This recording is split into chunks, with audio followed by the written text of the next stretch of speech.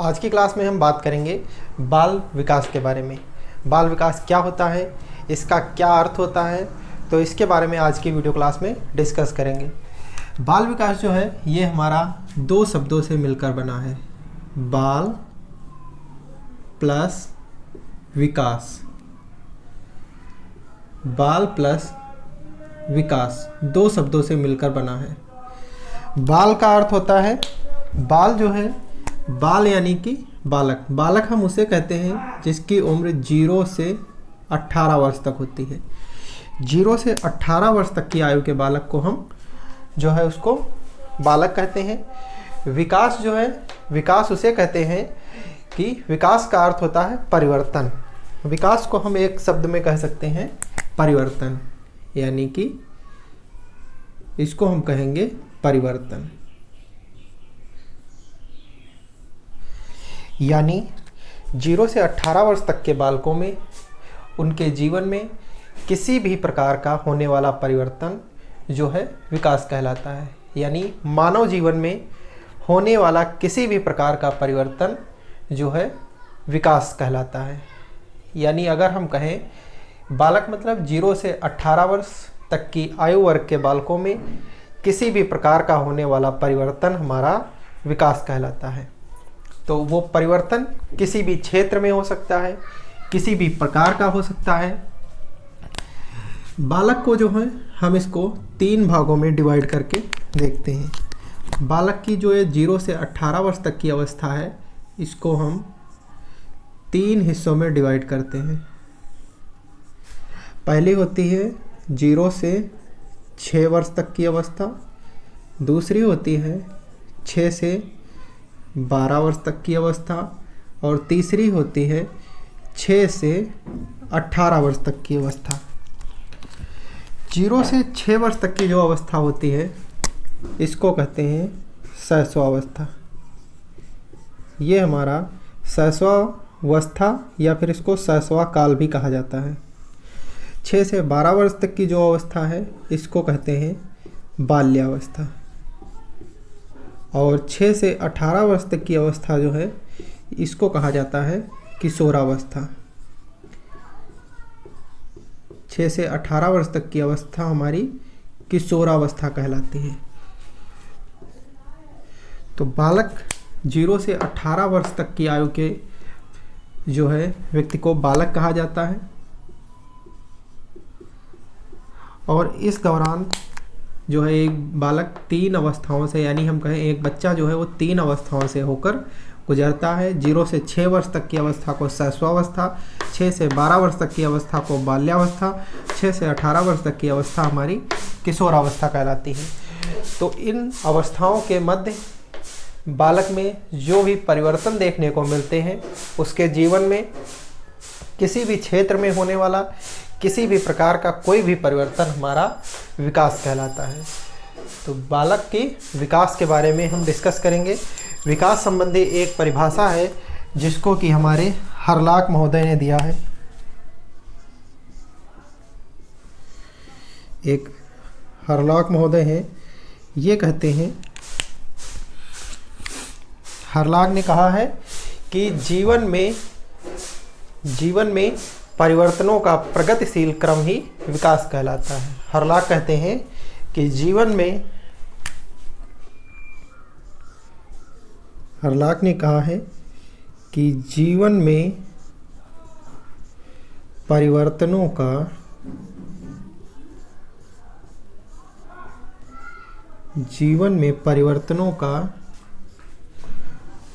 प्रगतिशील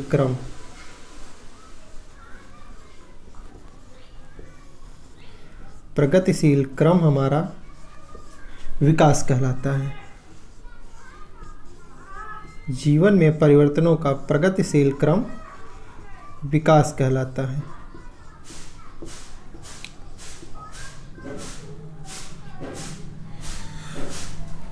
तो हरलाक ने कहा है कि जीवन में परिवर्तनों का, यानी जो भी परिवर्तन होते हैं उसका प्रगतिशील क्रम विकास कहलाता है।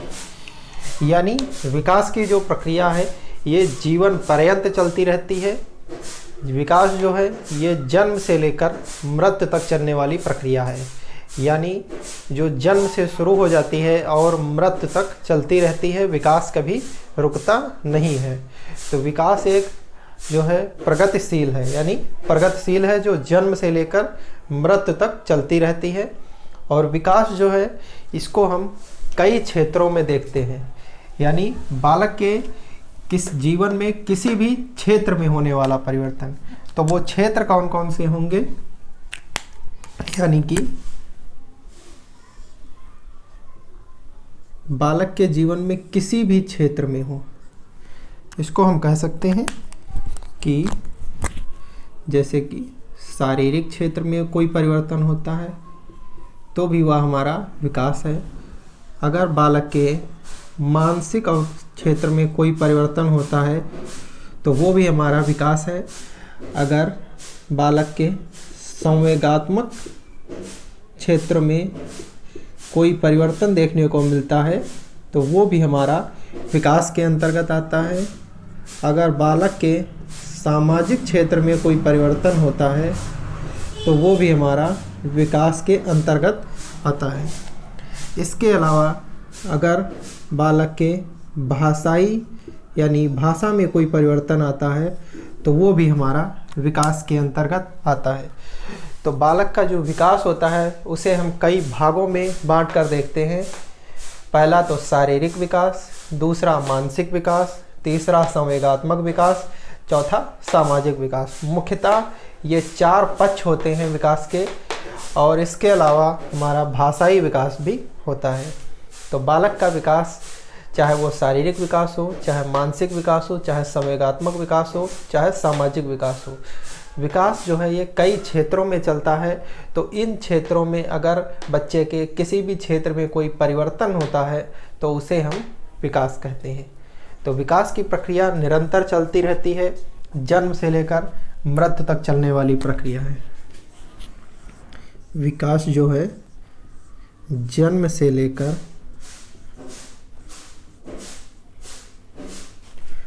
मृत्यु तक चलने वाली प्रक्रिया है।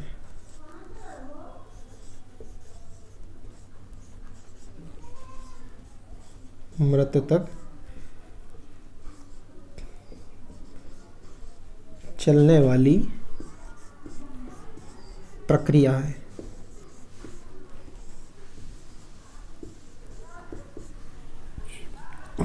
तो विकास के संबंध में ये सारी चीज़ें, अगर व्यक्ति के शारीरिक, मानसिक, सामाजिक और संवेगात्मक इन क्षेत्रों में कोई भी परिवर्तन होता है तो वो हमारा विकास कहलाता है। यानी बच्चे के किसी भी क्षेत्र में किसी भी प्रकार का कोई भी परिवर्तन होता है तो वो हमारा विकास कहलाता है।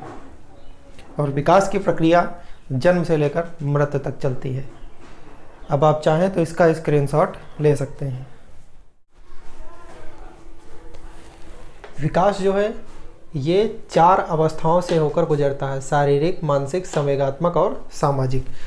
शारीरिक अवस्था की अगर हम बात करें, जैसे जब बालक जन्म लेता है तो जो है उसका शरीर कुछ छोटा होता है, यानी अगर हम कर लें 2 साल तक के, जैसे ही बच्चा 5 साल तक का होता है उसके शरीर का विकास होता है। जैसे बच्चा 10 साल का होगा उसके शरीर में और विकास होगा।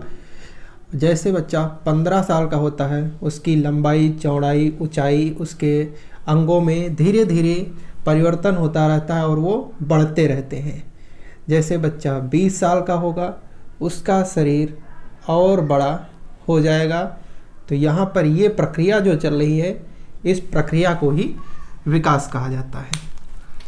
संवेगात्मक विकास की अगर हम बात करें, यानी जैसे जब कोई बच्चा जन्म लेता है तो उसके पास केवल कुछ ही प्रेरक होते हैं जिसको कि जन्मजात प्रेरक कहा जाता है। जैसे कि अगर कोई बच्चा जन्म लेता है तो उसके पास भूख, प्यास और रोना और हंसना, यही कुछ 3 या 4 प्रेरक होते हैं। इसके अलावा जब बच्चा समाज में आता है तो उसके पास और भी कई प्रेरक आते हैं, जैसे कि घृणा करना, ईर्ष्या करना, क्रोध तो जन्मजात प्रेरक होता है। उसके अलावा बहुत सारे ऐसे प्रेरक हैं जो कि वह जन्म के कुछ वर्षों या अपने जीवन में आने के बाद उनको अपने अंदर ग्रहण करता है। तो ये जो प्रक्रिया होती है संवेगों को ग्रहण करने की, या हम कहें प्रेरकों को, अर्जित प्रेरक जिसको कहते हैं, तो उनको ग्रहण करने की प्रक्रिया जो है ये हमारी विकास कहलाती है। मानसिक विकास की अगर हम बात करें तो जैसे कि कोई बालक है, वह जब 4-5 साल का होता है तो वो केवल ABCD, या हम कहें ABCD छोटा बड़ा या थोड़े बहुत चीज़ें उसे आती होती हैं जो वह अपने घर से या कहीं किसी के द्वारा सीखता है। और जैसे ही बच्चा बड़ा होता जाता है, कक्षा 6, 7, 8 में आएगा, तो वह टेबल, पहाड़े और क्वेश्चन सॉल्व करना सीख जाता है। और बच्चा जैसे 9, 10, 11, 12 यानी उसकी उम्र जैसे जैसे बढ़ती जाती है, उसका मानसिक विकास धीरे धीरे होता जाता है। यानी जब बच्चा 5 साल का था तो वो केवल जो है गणित के आसान प्रश्नों को ही सॉल्व कर लेता है, लेकिन जैसे ही वह 15 साल का हुआ या हम कहें 20 साल का हुआ, तो वह गणित के कठिन कठिन मैथ्स के प्रश्नों को सॉल्व कर लेता है। पहले वह मैथ्स के आसान आसान प्रश्नों को सॉल्व करता था, लेकिन अब जो है उसके सामने अगर कठिन प्रश्न रख दिए जाएं तो भी वह सॉल्व कर लेता है। तो इस प्रकार कह सकते हैं कि बच्चे का मानसिक विकास हुआ, जिसके कारण वह जो है अब कठिन प्रश्नों को भी हल करने लगा।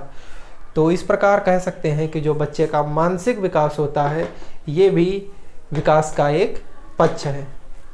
इसी प्रकार अगर हम बात करें सामाजिक विकास की, तो बच्चे का सामाजिक विकास जब बच्चा जो है छोटा होता है, यानी जिसको हम कहें कि अगर 1 या 2 वर्ष का है, तब बच्चे को केवल आस पड़ोस, उसके परिवार वाले, उसके रिश्तेदार ही उसको जानते हैं। लेकिन जैसे ही बच्चा 6 साल का होता है, 6 वर्ष का, और वह विद्यालय में जो है एंट्री लेता है, या हम कहें विद्यालय में बच्चा जाता है, तो विद्यालय में जाते ही बच्चे को बहुत सारे लोग वहाँ पर उसको जानते हैं, उसके टीचर्स, उसके दोस्त, उससे उसका मेल मिलाप होता है।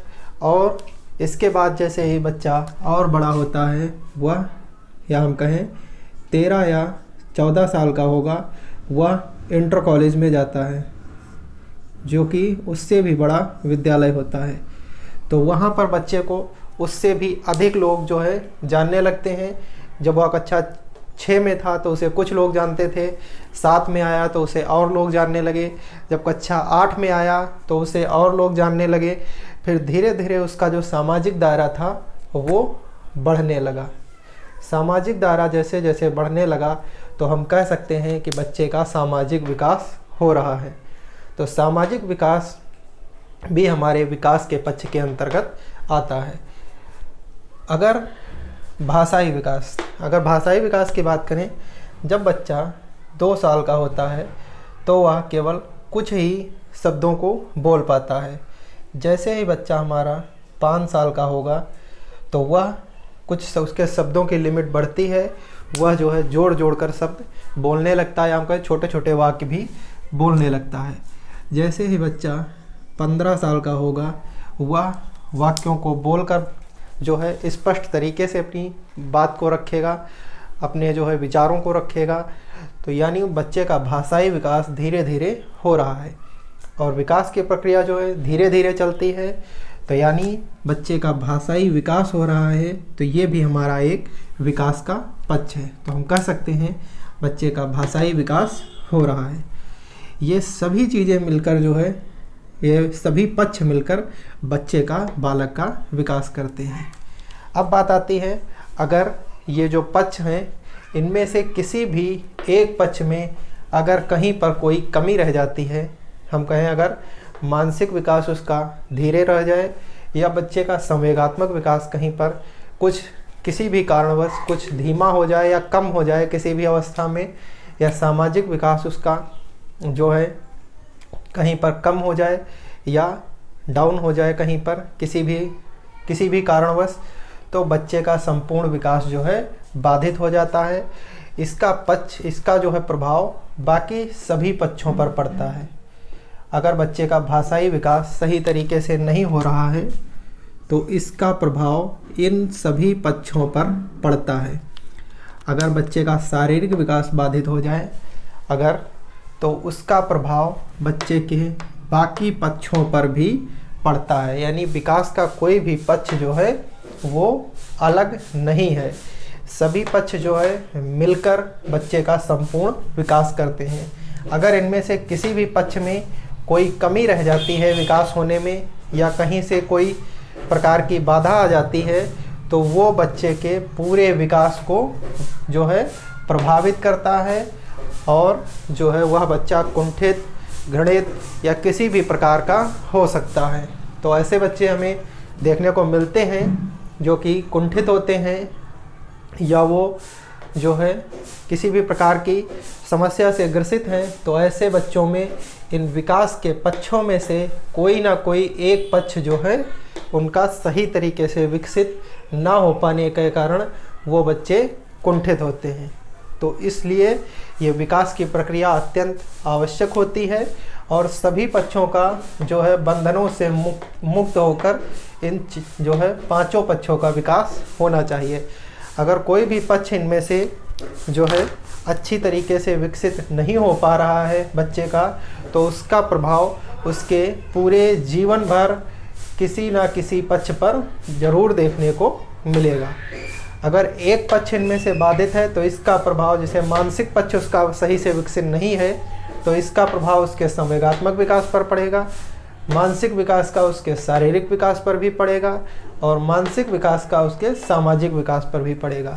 अब आप जरा यहाँ पर एक जो है एक बार सोच के देखिए, अगर कोई बच्चा है वह स्कूल नहीं जा पाता है, अगर वह कक्षा 2, 3 या 4, 5 पढ़ के ही उसने एजुकेशन छोड़ दी, शिक्षा छोड़ दी, तो उस बच्चे का अगर वह कक्षा 5 तक ही पढ़ा है, जब उसकी उम्र 20, 25 या 30 साल की होगी तो उसका विकास जो है कहीं ना कहीं से कुछ ना कुछ बाधित हुआ, जिसका प्रभाव उसके सामाजिक पक्ष पर भी पड़ेगा, उसके शारीरिक पक्ष पर भी पड़ेगा और उसके संवेगात्मक पक्ष पर भी पड़ेगा।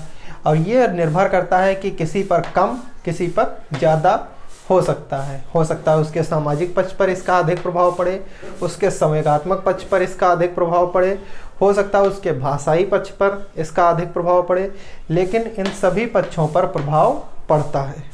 तो इस चीज़ को ध्यान रखना, ये बहुत ही इम्पोर्टेंट टॉपिक था। अब हम इसमें बात करेंगे मानव जीवन में होने वाले विकास जो है, विकास के चरण। जो मानव जीवन का विकास होता है वो किस प्रकार होता है। अभी तक हमने बाल विकास का इंट्रोडक्शन समझा कि यह क्या है और यह कैसे एक पक्ष दूसरे पक्ष को प्रभावित करता है और इसके कौन कौन से पक्ष होते हैं।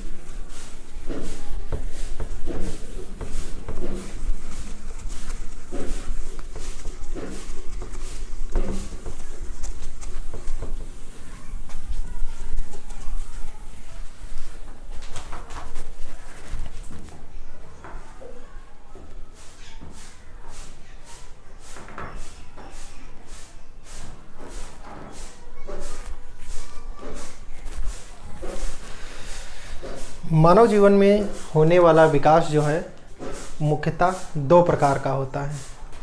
कितने प्रकार का? 2 प्रकार का। एक तो होता है हमारा मात्रात्मक। मानव जीवन में जो विकास होता है वो 2 प्रकार से होता है। दूसरा होता है हमारा गुणात्मक।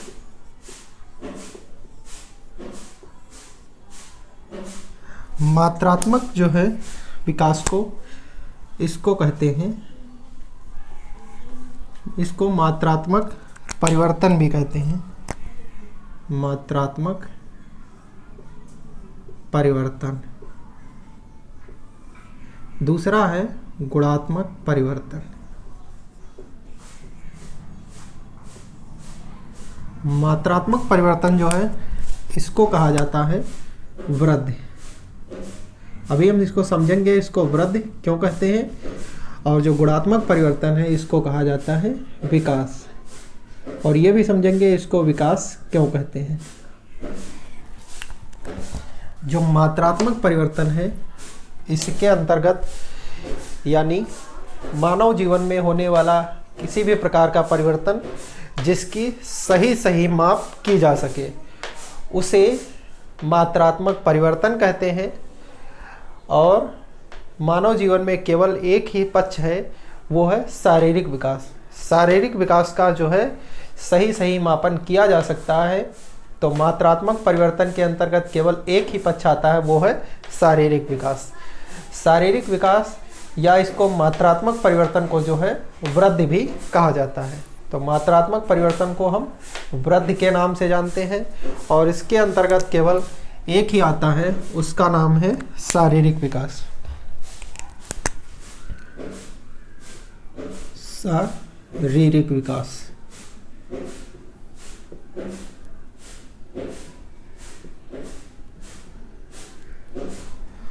तो मात्रात्मक परिवर्तन के अंतर्गत केवल यानी मात्रात्मक परिवर्तन मानव जीवन में होने वाला किसी भी प्रकार का परिवर्तन जिसकी सही सही माप की जा सके, वो हमारा जो है मात्रात्मक परिवर्तन कहलाता है। और मात्रात्मक परिवर्तन के अंतर्गत केवल एक ही विकास की अवस्था, एक ही विकास का पक्ष आता है, वो है शारीरिक विकास या शारीरिक पक्ष। इसको वृद्धि भी कहा जाता है। मात्रात्मक परिवर्तन को वृद्धि कहते हैं। शारीरिक पक्ष जो है, अगर हम बात करें तो शारीरिक पक्ष ही क्यों आता है। शारीरिक पक्ष जैसे कि अगर हम कहें कि एक जो है बालक है, इसके शरीर में किसी भी प्रकार का होने वाला परिवर्तन, जैसे जब ये बालक 5 साल का था तो इसकी लंबाई जो है हम कहें 3 फीट की थी, और जब ये बच्चा 12 साल का हो गया, या फिर हम कहें ये 15 साल का हो गया, 15 वर्ष का, तो इस बच्चे की लंबाई जो है 4 फीट हो गई। यानी कि जब किसी की सही सही माप की जाएगी तो वो हमारा मात्रात्मक परिवर्तन के अंतर्गत आएगा, और ये शारीरिक पक्ष है हमारे विकास का। तो मात्रात्मक परिवर्तन के अंतर्गत केवल शारीरिक विकास आता है, और इसको वृद्धि कहते हैं। जैसे कि अगर एक और उदाहरण लें, जैसे कि जन्म के समय बालक में जो है दांतों की संख्या कम होती है, और जन्म के बाद लगभग 20 दांत होते हैं, लेकिन उसके बाद थोड़े समय के बाद यानी कुछ वर्षों के बाद उसके 32 के 32 दांत हो जाते हैं। तो यानी इसकी हम माप सही सही कर रहे हैं। यानी जिस पक्ष की माप सही सही की जा सकती है उसको जो है मात्रात्मक परिवर्तन कहते हैं, और उसे ही वृद्धि कहा जाता है। जैसे कि बालक के जो है अंगों में होने वाला परिवर्तन, जैसे कि उसके हाथों की लंबाई मापी जा सकती है, उसके पैरों की लंबाई नापी जा सकती है, उसके शरीर की लंबाई नापी जा सकती है, उसके दांतों की लंबाई मापी जा सकती है, उसके मस्तिष्क का भार मापा जा सकता है कितना होता है, या विभिन्न अंगों का या उसका भार कितना होता है, या हम कहें कि भार जैसे भार बच्चे का, जैसे बच्चा 1 साल का है तब उसका, फिर 2 साल का, 3 साल का, 4 साल का, 10 साल का, 12 साल का, तो उसका वज़न मापा जा सकता है कि बच्चे का वज़न कितना है। तो जिन चीज़ों की सही सही माप की जा सकती है, दांतों के भी माप की जा सकती है कि दांत कितने हैं, पैरों की लंबाई कितनी है, बच्चे का वज़न कितना है उसकी, तो जिन चीज़ों की सही सही माप की जा सकती है वो हमारा मात्रात्मक परिवर्तन कहलाता है। और इसके अंतर्गत केवल एक ही पक्ष आता है, वो है शारीरिक पक्ष। इसको यहाँ पर शारीरिक पक्ष लिख देंगे, और इसी को हम वृद्धि कहते हैं, इसी को वृद्धि कहते हैं।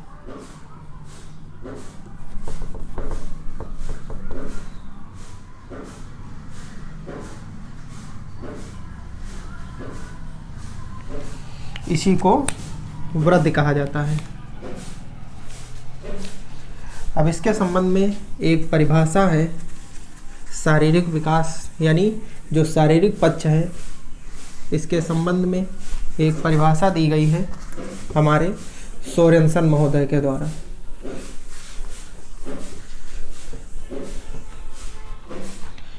सोरेनसन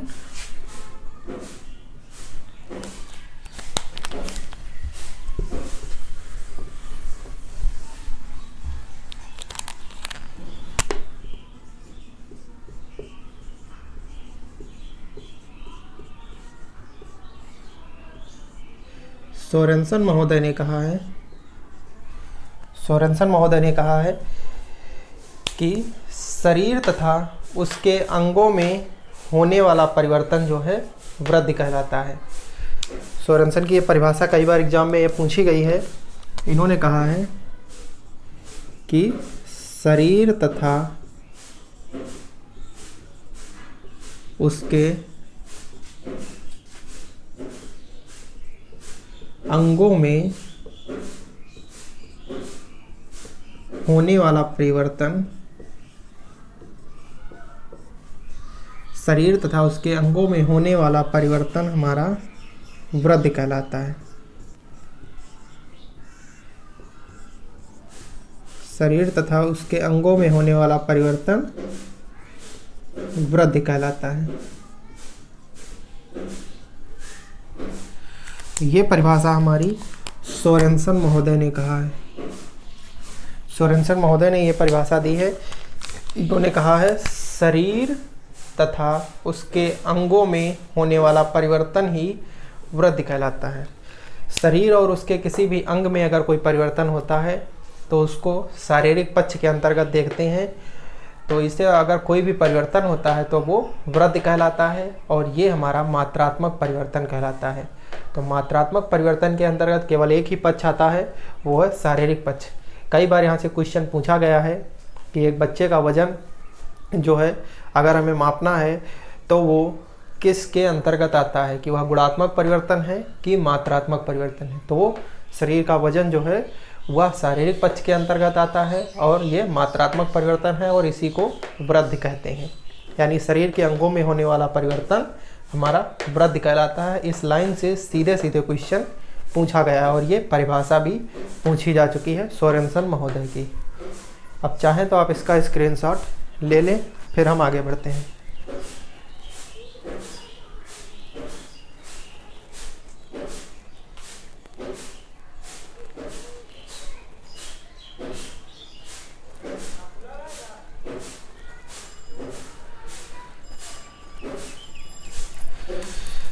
अब हम बात करेंगे गुणात्मक परिवर्तन के बारे में।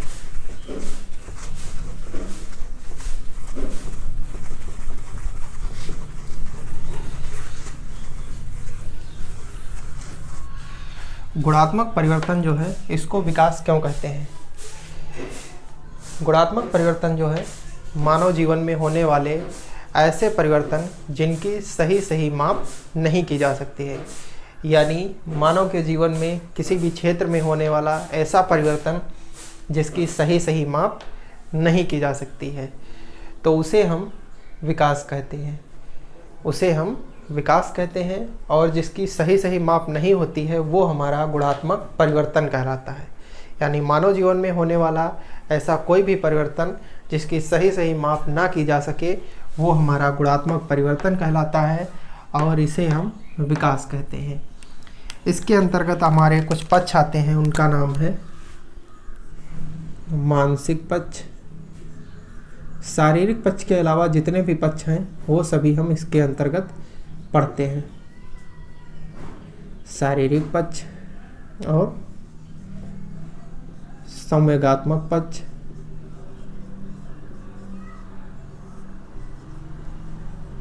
और तीसरा है हमारा सामाजिक पक्ष।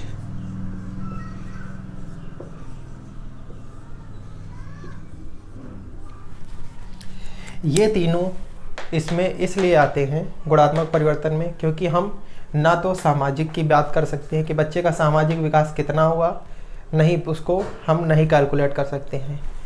1 किलो हुआ, 1 हुआ, 2 हुआ, 3 हुआ, 1 दर्जन हुआ, उसकी सही सही माप नहीं की जा सकती है। तो जिस पक्ष की सही सही माप नहीं की जा सकती है वो गुणात्मक परिवर्तन के अंतर्गत आता है, और गुणात्मक परिवर्तन को ही विकास कहते हैं। संवेगात्मक पक्ष की अगर हम बात करें तो हम बात करें कि बच्चे का संवेगात्मक विकास कैसा चल रहा है, कितना हो गया है, इसकी भी सही सही माप नहीं की जा सकती है। तो जिसकी सही सही माप नहीं हो सकती है वो हमारा विकास कहलाता है या फिर गुणात्मक परिवर्तन कहलाता है। मानसिक पक्ष की बात करें कि बच्चे का मानसिक विकास कैसा हो रहा है, कितना हुआ है, किस अवस्था पर कितना चल रहा है, उसको ना तो हम तौल सकते हैं ना ही माप सकते हैं। तो जिसकी तौल और माप नहीं की जा सकती है वो सभी गुणात्मक परिवर्तन कहलाते हैं। और इसके अंतर्गत 3 पक्ष आते हैं, मानसिक पक्ष, संवेगात्मक पक्ष और सामाजिक पक्ष।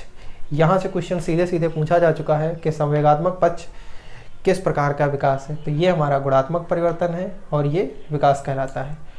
सामाजिक पक्ष जो है ये किस प्रकार का परिवर्तन है, तो ये हमारा गुणात्मक परिवर्तन है।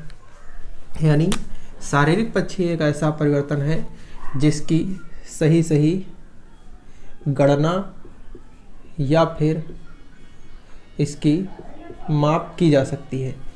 तो जिसकी गणना और माप की जाएगी वो हमारा वृद्धि कहलाएगा। तो शारीरिक पक्ष हमारा वृद्धि कहलाता है, और मानसिक, संवेगात्मक और सामाजिक पक्ष ये हमारे गुणात्मक परिवर्तन होते हैं और ये विकास कहलाते हैं। अगर हम बात करें वृद्धि एवं विकास की, वृद्धि और विकास जो है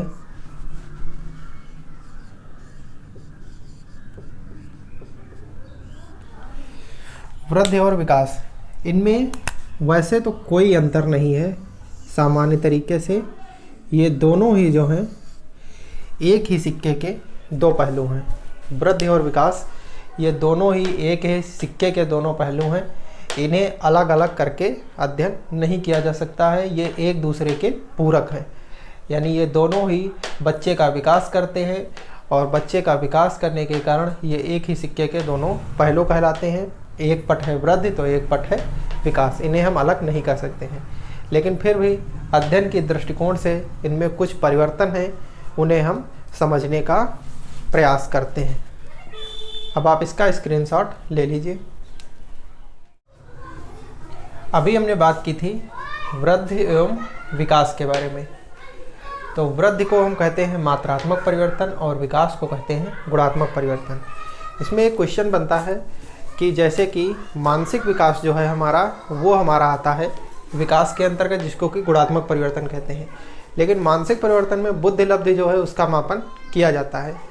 बुद्धि लब्धि यानी IQ का निर्धारण किया जाता है सूत्र के माध्यम से।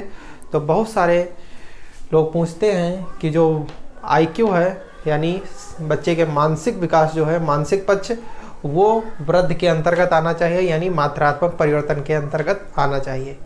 लेकिन यहाँ पर ध्यान देने वाली बात ये होती है कि जो बच्चे की IQ होती है यानी बुद्धि लब्धि, वो जो है एक अनुमान होता है, यानी एक अनुमान के आधार पर बताया जाता है कि बच्चे की IQ इतनी है। लेकिन IQ जो होती है वो हम जो है ओरिजिनल IQ होती है, यानी जिसको हम वास्तविक कहें तो उसका निर्धारण हम नहीं कर सकते हैं कि IQ जो है वो केवल एक अनुमान होता है बुद्धि लब्धि। तो इसलिए जो है हमारा शारीरिक पक्ष, जो मानसिक पक्ष है, वो हमारा विकास के अंतर्गत आता है। इसको जो मानसिक पक्ष में बुद्धि लब्धि होती है, बहुत से लोगों का मानना है कि बुद्धि लब्धि को हम माप सकते हैं, इसलिए वो जो है मात्रात्मक परिवर्तन के अंतर्गत आना चाहिए। लेकिन ऐसा नहीं है। जो बच्चे का मानसिक विकास होता है उसमें बुद्धि लब्धि को मापन तो किया जाता है, लेकिन वह एक अनुमान होता है। इसलिए बच्चे का जो है मानसिक विकास हमारा विकास यानी कि गुणात्मक परिवर्तन के अंतर्गत आता है। तो अब हम समझेंगे कि वृद्धि एवं विकास में क्या अंतर है। वृद्धि और विकास में अंतर समझेंगे कि इनमें क्या अंतर है। तो वृद्धि जो है इसका सही सही मापन किया जा सकता है, यानी इसको मापा जा सकता है, क्योंकि वृद्धि के अंतर्गत हमारा आता है शारीरिक विकास, और शारीरिक विकास का हम मापन कर सकते हैं। तो इसलिए वृद्धि का मापन किया जा सकता है। विकास जो है इसका सही सही मापन नहीं हो सकता है, क्योंकि इसके अंतर्गत हमारे आते हैं बच्चे के सामाजिक विकास, संवेगात्मक विकास और मानसिक विकास। तो बच्चे के सामाजिक विकास का अगर हम मापन करने को कहें तो उसका मापन आप नहीं कर सकते हैं। तो विकास जो है ये इसका सही मापन नहीं हो सकता है, जबकि वृद्धि का सही मापन किया जा सकता है। वृद्धि जो है ये एक बाह्य परिवर्तन है, जबकि विकास जो है ये हमारा बाह्य एवं आंतरिक दोनों है। क्योंकि वृद्धि जो है केवल शारीरिक विकास को कहते हैं, तो शारीरिक विकास जो है वो दिखाई पड़ता है, तो ये केवल बाह्य परिवर्तन है, जबकि विकास जो है ये हमारा बाह्य एवं आंतरिक दोनों है। वृद्धि की आयु जो है निश्चित होती है। वृद्धि जो है इसकी आयु निश्चित होती है। जैसे कि कोई भी बालक है या कोई भी व्यक्ति है, वह एक निश्चित जो है निश्चित अवधि के बाद उसकी जो है वृद्धि रुक जाती है कुछ क्षेत्रों में। जैसे कि उसकी लंबाई चौड़ाई एक निश्चित अवधि के बाद निश्चित हो जाती है कि इसके बाद उसकी लंबाई चौड़ाई में कोई वृद्धि नहीं होगी, तो एक निश्चित आयु के बाद जो है वृद्धि रुक जाती है। जैसे कि 30-35 साल के अवस्था पर व्यक्ति जो होता है उसका शारीरिक विकास जो है पूर्ण हो चुका होता है। अब उसका जो है विकास और अधिक, मतलब कि शारीरिक विकास जो है उसका नहीं अधिक होता है, यानी उसकी वृद्धि जो है नहीं होती है। ये इसलिए हम कहते हैं वृद्धि की आयु निश्चित होती है। लेकिन विकास जो है ये जीवन पर्यंत चलने वाली प्रक्रिया है, इसलिए विकास को हम कहते हैं ये जन्म से लेकर मृत्यु तक चलने वाली प्रक्रिया है। जैसे कि बच्चे का सामाजिक विकास वो जन्म से शुरू हो जाता है और जब तक व्यक्ति की मृत्यु नहीं हो जाती तब तक वो चलता रहता है। उसी प्रकार मानसिक विकास भी जो है वो जन्म से शुरू होता है और मृत्यु तक चलता है। उसी प्रकार संवेगात्मक विकास है वो जन्म से स्टार्ट होता है और बच्चे के मृत्यु तक चलता रहता है। इसलिए विकास जो है ये हमारा जीवन पर्यंत चलने वाली प्रक्रिया है, जबकि वृद्धि जो है ये इसकी आयु निश्चित होती है। वृद्धि जो है इसकी कोई निश्चित दिशा नहीं होती, यानी इसकी कोई निश्चित दिशा नहीं होती है, जबकि जो हमारा विकास है ये एक निश्चित दिशा में चलने वाली प्रक्रिया है। इसकी एक निश्चित दिशा होती है और वृद्धि की कोई निश्चित दिशा नहीं होती है। वृद्धि जो है इसका कोई लक्ष्य नहीं होता है, वृद्धि का कोई लक्ष्य नहीं होता है, जबकि विकास जो है इसका लक्ष्य होता है या एक लक्ष्योन्मुखी प्रक्रिया है।